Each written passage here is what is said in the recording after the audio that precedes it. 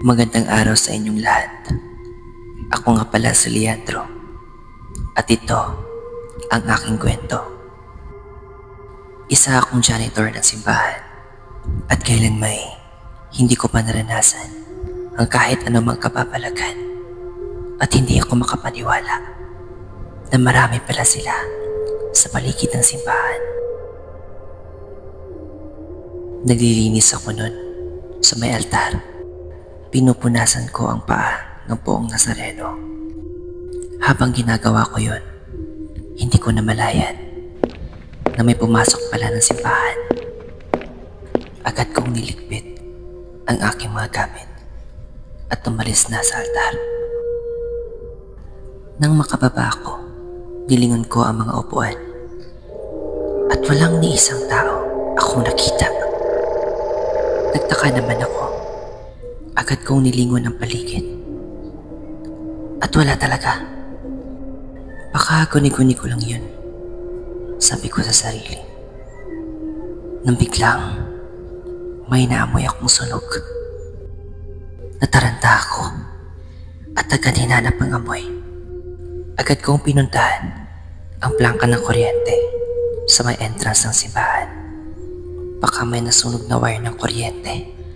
Kaya agad ko itong pinatay. Nang magawa ko ito, agad akong humarap sa may altar. At nagulat ako nang may nakita akong lalaki sa altar. Umuusok ito na para bang nasusunog ang kanyang katawan at may kadena ang kanyang liig at mga paa. Para akong binuhusan ng malamig na tubig at nanlalaki yung ulo ko dahil sa sobrang kaba. Hindi ako makagalaw sa kinatatayuan ko. Mas lala akong nagimbal nang may marinig ako mga boses sa labas. Patawarin ko na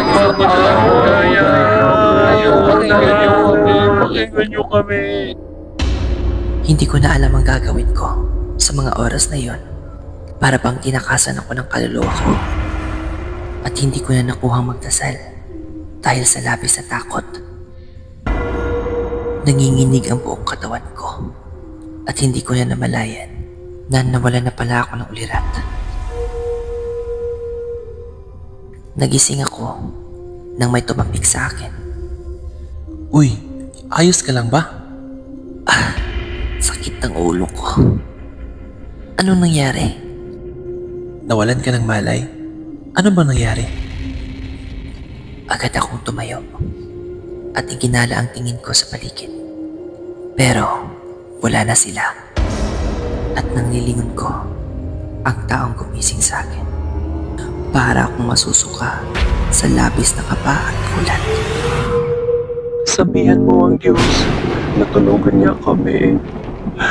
Tulungan mo kami.